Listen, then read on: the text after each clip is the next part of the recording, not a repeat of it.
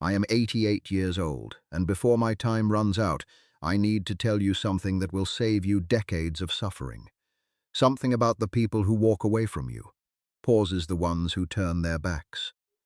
The ones who vanish when you need them most. Never chase them.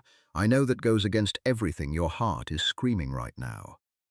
I know you are lying awake at 3 in the morning, staring at your phone, wondering if you should send that message, wondering if you should apologize one more time, wondering what you did wrong, clears throat.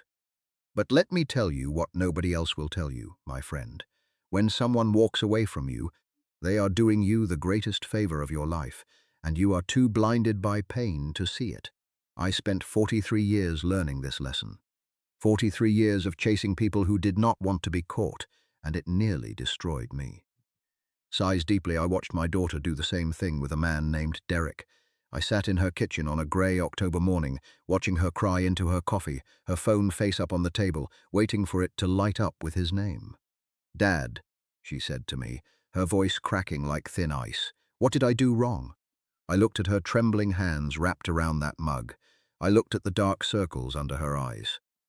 And I told her something I wish someone had told me when I was 27 years old, standing outside Margaret Holloway's apartment in the rain like a damn fool. I told her the one thing that changed everything. But before I tell you what I said to her, I need you to understand something. Takes a breath. You can click away from this video right now. You can go back to scrolling. You can pretend this conversation never happened. But if you do, I promise you will spend the next 10, 20, maybe 30 years of your life wondering why you always end up exhausted, depleted, begging for scraps of attention from people who have already decided you are not worth their time. And when you are my age, when your hands shake like mine do, and your knees ache when the rain comes, you will realize you gave the best years of your life to people who did not even look back as they walked away. So stay with me, young one. What I am about to share might hurt, but the truth always does before it sets you free. If this message is already stirring something deep inside you, do me a favor. Hit that like button. Not for me. I am 88. I will be gone soon enough. But for yourself. Mark this moment. Because what comes next will split your life into before and after. When I was 27 years old, I was in love with a woman named Margaret Holloway. She had dark hair that fell past her shoulders and a laugh that sounded like wind chimes on a summer porch. We met at a church social in the spring of 1963. Pause. She worked at the library downtown. I was a junior accountant at a firm on 5th Street, still wearing my father's old ties because I could not afford new ones yet. For 8 months, we were inseparable. I took her to movies on Friday nights. We walked through Patterson Park when the leaves turned gold. She told me about the books she loved, about her dreams of traveling to Paris someday, about how she wanted 3 children and a house with a blue door. I built my future around her words. Then one Tuesday evening in November, she stopped answering my calls. Clears throat. Just like that. No explanation, no fight, no warning. I showed up at her apartment that Saturday. It was raining, one of those cold, miserable rains that seeps into your bones. I knocked on her door for 20 minutes. I saw the curtain move. I know she was in there.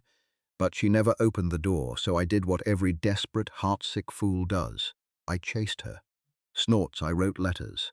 I showed up at the library where she worked. I asked her friends what I had done wrong. I sent flowers. I waited outside her church. I convinced myself that if I just tried hard enough, if I just proved my love loud enough, she would come back. 3 months I did this, my friend, 3 months of humiliation. 3 months of my coworkers whispering. 3 months of my mother looking at me with pity in her eyes at the dinner table. And then one afternoon, I saw her walking downtown with another man. His name was Carl. He was a lawyer, drove a Buick. Pauses. They were laughing. She looked lighter than I had ever seen her. Like she had shed a heavy coat. That is when it hit me. She was not confused. She was not scared. She was not waiting for me to win her back with some grand gesture. She had simply decided I was not the one. And while I had been busy chasing, begging, and breaking myself into smaller pieces to fit her idea of worthy, she had moved on without a single glance backward. It took me 43 years to realize what that moment was trying to teach me. When someone walks away from you, they are not making a mistake. They are making a choice. And that choice is the information you need. Let me take you deeper into this, because I know what you are thinking right now. Takes a breath. You are thinking about your specific situation. You are thinking about how yours is different. How the person who walked away from you is just confused, or scared, or going through something difficult. You are telling yourself a story to protect your heart from the truth. Listen to me carefully. When your mother tells you to fight for love, to never give up on people, she is actually telling you to abandon yourself. When your friends tell you that real love means persistence, that if you just give them space they will realize what they lost, they are handing you a slow poison labeled as hope. Sighs deeply. I have watched this pattern destroy lives for 8 decades. Your father teaches you that real men do not quit. So you interpret walking away as weakness, as failure, as giving up.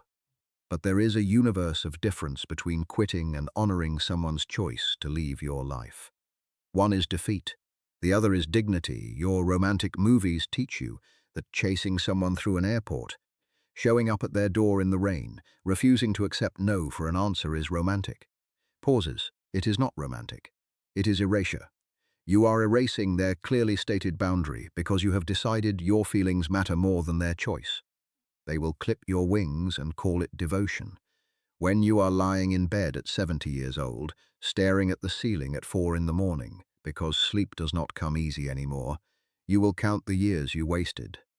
You will add them up like coins. 2 years chasing someone from college. 3 years trying to fix a marriage that died long before the divorce papers. 5 years staying in a friendship that drained you like an open wound. The math will devastate you because time is the one thing you cannot earn back. You can earn back money, you can rebuild a career, you can make new friends. Clears throat. But you cannot reclaim the Tuesday afternoons you spent anxious and small, wondering why you were not enough for someone who had already decided you were not. This is the great trap. And you are falling for it right now. You think chasing proves your love. But really, it just proves you have learned to beg. And if you are starting to feel the weight of these words, if something inside you is shifting, then leave a comment below. Tell me your story. Tell me who you have been chasing. You do not owe me your pain, but sometimes speaking it into the world takes away its power, and I will read every single word. At my age, I have nothing but time and the desire to see you free yourself before it is too late. There is a moment in every person's life when the lesson stops being theoretical and becomes survival. For me, that moment came when I was 51 years old. My son, Thomas, had just turned 18. Pauses. He was angry in that way young men get angry when they do not have the words for what they are feeling. We had never been close. I worked too much when he was young. I was distant, the way my father had been distant with me. Legacy of silence passed down like an heirloom nobody wanted. That summer he told me he was moving to Oregon with some friends. Dropping out of college. Chasing some dream of living off the land, building cabins, finding himself. I told him he was making a mistake. I told him he was throwing his future away. Takes a breath. I told him he was being selfish and ungrateful after everything his mother and I had sacrificed for him. We stood in the driveway on a Sunday morning in August. The sun was too bright. I remember that. Everything felt overexposed, like an old photograph left in the light too long. You walk away from this family, I said, my voice hard as iron, and you are on your own. Do not come crawling back when your little experiment fails. He looked at me with these eyes. God, those eyes. Sighs deeply. They were not angry anymore. They were just tired. Like he had been carrying something heavy for a very long time and had finally decided to set it down. I am not walking away from the family, Dad, he said quietly. I am walking away from your disappointment. There is a difference. Then he got in his truck and drove away. I did not hear from him for 4 years. 4 years, my friend. I stood at my bedroom window so many nights, looking out at nothing, wondering if I should call. Wondering if I should apologize, wondering if my pride was worth more than my son. But I did not chase him, not because I was wise, clear as throat because I was stubborn, because I convinced myself that if he really cared, he would come back on his own. That I was not the one who walked away, so I was not the one who needed to make it right. I was wrong, but not in the way you think. The realization came on a December evening 4 years later. He showed up at my door, thinner, bearded, calmer. He had driven 16 hours to tell me he was getting married. He wanted me to meet her. A woman named Sarah who raised horses and had kind eyes. We sat at my kitchen table. The same table where I had lectured him about responsibility 1,000 times. Pauses. And I asked him the question that had been burning in my chest for 4 years. Why did you stay away so long? He looked down at his coffee, then back up at me. Because I needed to build a life where your approval was not the foundation, he said. I needed to know I could stand on my own before I came back. Otherwise, I would have spent my whole life trying to be who you wanted instead of who I am. I sat there, 88 pounds heavier than I am now, my hair still dark in places, and I understood something fundamental. He did not walk away from me, he walked toward himself. And I had been so busy being hurt, being angry, being the wounded father, that I never stopped to ask the most important question. Was I angry because he left, or was I angry because his leaving forced me to confront how I had failed him? The people who walk away are not always running from you. Sometimes they are running toward a version of themselves they can only become in your absence. If you want to navigate this life without drowning in bitterness, without becoming one of those old souls who sits alone wondering why everyone left, there are brutal truths you must carve into your heart. Here is the first one. Takes a breath. When someone walks away from you, the relationship was already over. You are just the last one to accept it. Think about that. Really think about it.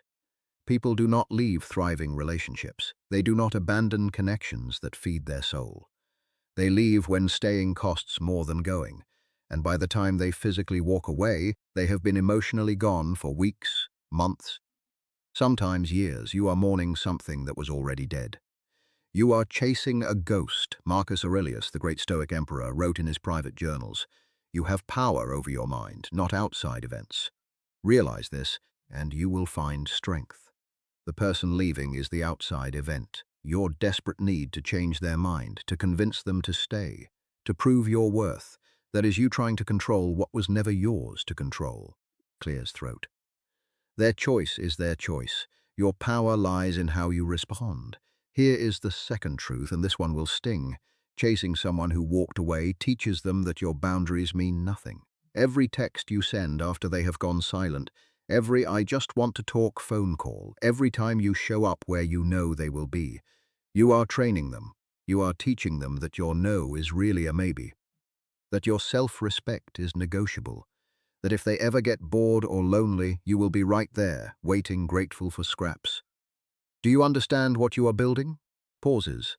You are building a dynamic where you are always less than, always the one who cares more, always the one who bends. And let me tell you something about people, young one. People do not value what is always available. They do not treasure what they do not have to work for. This is not cruelty. This is human nature. When you chase, you become the option they keep in their pocket, the backup plan, the ego boost on a lonely Wednesday night. You deserve to be someone's clear and certain choice, not their maybe, not their "let me think about it," not their "I need space but do not move on." Their clear, unwavering, showed up without being asked choice. Here is the third truth. The pain of letting them go is temporary. The pain of losing yourself in the chase lasts forever. I have seen this in my own mirror, my friend. Sighs deeply. After Margaret, after I finally stopped chasing, I looked at myself one morning while shaving.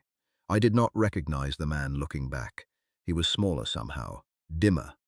He had folded himself into such a compact shape, trying to fit into someone else's life, that he had forgotten his own dimensions. It took me 2 years to unfold again. 2 years to remember what I liked, what I wanted, what I believed without filtering it through what might make someone else stay. The pain of her leaving lasted 6 months. The pain of what I had become in the chasing lasted much, much longer. Loneliness is just an empty room. But self-abandonment is a haunted house. You can learn to sit peacefully in an empty room, but a haunted house will drive you mad. Here is the fourth truth, and I need you to hear this one with your whole soul. When someone shows you they do not want to be in your life, believe them the first time, not the second time. Not after they have explained it 3 different ways. Not after they have walked away and come back and walked away again. Clears throat. The first time, people tell you who they are constantly, through their actions, through their priorities, through what they make time for and what they let slide. If someone wants to be in your life, you will know. It will not be confusing. It will not require detective work, analyzing their social media, asking mutual friends what they said about you. Pauses, they will show up. They will communicate. They will make you a priority without you having to beg for it. Anything less than that is your answer. I know this is hard to accept. I know you want to believe in potential, in what they could be if they just healed, if they just grew, if the timing was just different, but you cannot build a life on someone's potential. You can only build it on their consistent actions. Here is the fifth truth. Self-respect is not something you find. It is something you build. And you build it by honoring your worth even when others do not. Every time you let someone walk away without chasing, you lay a brick. Every time you sit with the loneliness, instead of filling it with someone who treats you as optional, you lay another brick. Every time you say, I deserve better than this, and actually mean it, actually live it, you build the fortress. Seneca wrote, a gem cannot be polished without friction, nor a man perfected without trials. This is your trial, my dear. This person walking away is the friction, and what you do next will either polish you into something stronger or grind you into dust. Choose the fortress. Now let me tell you what to do with all this truth. Let me give you the framework that will save your life. Build what I call your citadel of self. Takes. A citadel is a fortress, a place of retreat when the world becomes hostile. And the world will become hostile, my friend. People will leave, jobs will end, health will fail. The storms will come. Your citadel of self is built on 4 walls. The first wall is your solitude. Not loneliness, solitude. The ability to be alone without being lonely. To sit with yourself and not need to fill the silence with someone else's voice, someone else's approval, someone else's presence. Pauses every time you choose to stay home on a Friday night. Instead of desperately texting someone who barely replies, you build this wall. Every time you take yourself to dinner, to a movie, on a walk, and you actually enjoy your own company, you strengthen it. The second wall is your purpose, the work that makes you feel like you matter in this world. Not your job, necessarily, your calling, the thing you would do even if nobody paid you, even if nobody applauded. For me, it was woodworking.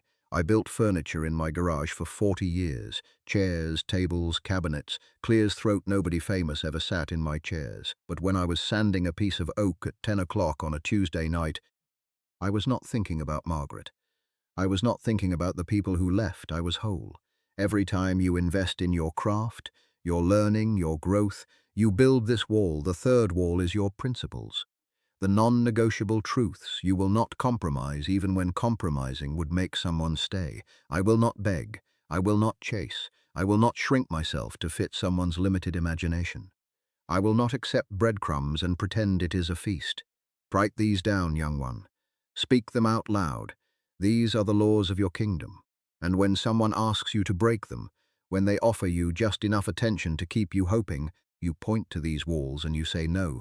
The fourth wall is your tribe, not the people who drain you, not the ones who only show up when they need something. Your real tribe. The 2, 3, maybe 4 people who show up without being asked, who check on you, who tell you the hard truths, who celebrate your wins and sit with you in your losses. Quality over quantity always. When the storms come, and they will come, you retreat to this citadel. Sighs deeply. When someone walks away and your heart is screaming at you to chase them, to fix it, to try harder, you go to your citadel. You sit in your solitude. You pour yourself into your purpose. You remember your principles. You call your tribe. And you wait. You wait until the storm passes, until the emotions calm, until you can see clearly again. Because here is what I have learned in 88 years, my friend. The people who are meant to stay in your life will not make you chase them. They will walk beside you. And the ones who walk away are clearing the path for the ones who are searching for you right now. Trust the process. Trust the leaving. Trust that you are being redirected, not rejected.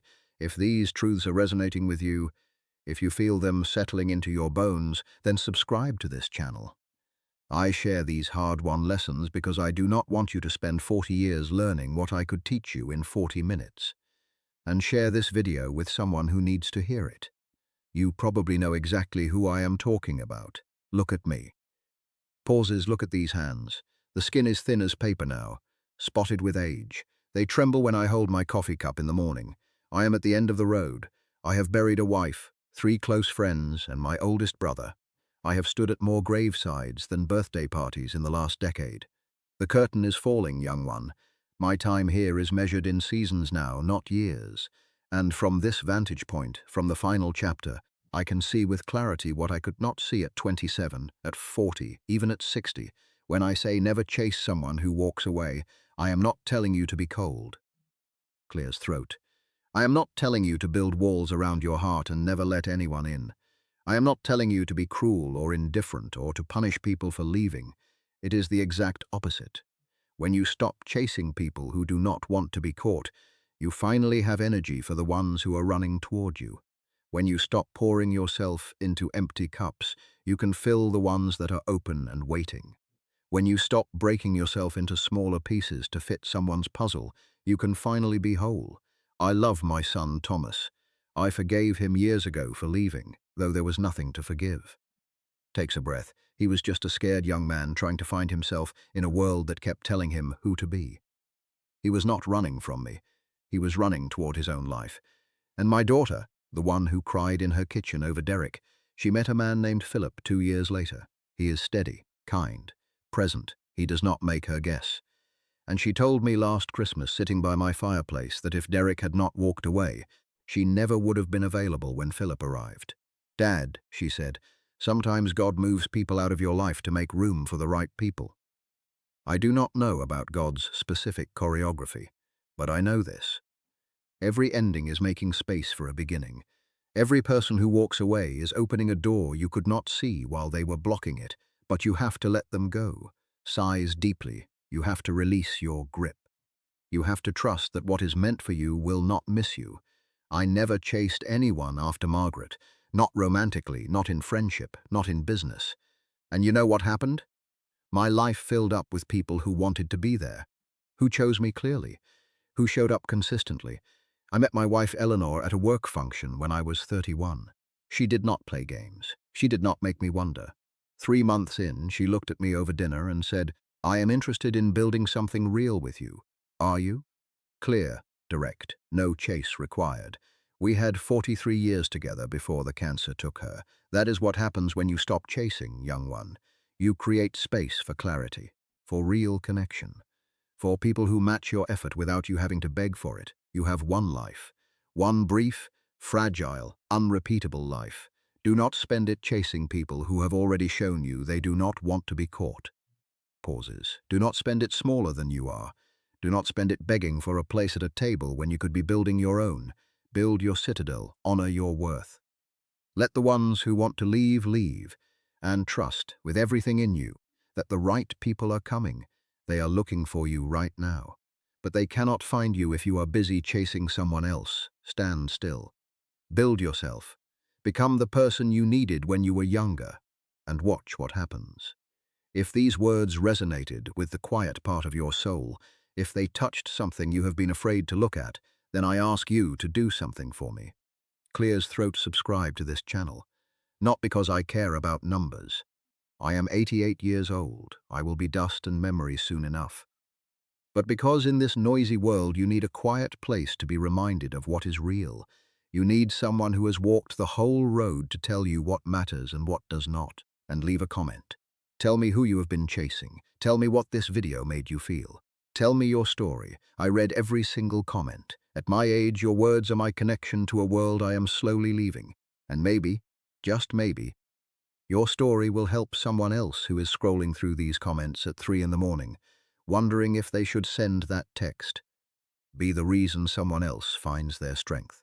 Take care of your heart, young one. Protect your peace. Honor your worth. Time is shorter than you think, and the people who are meant to be in your life will never make you chase them. Pauses, let them go, and save yourself.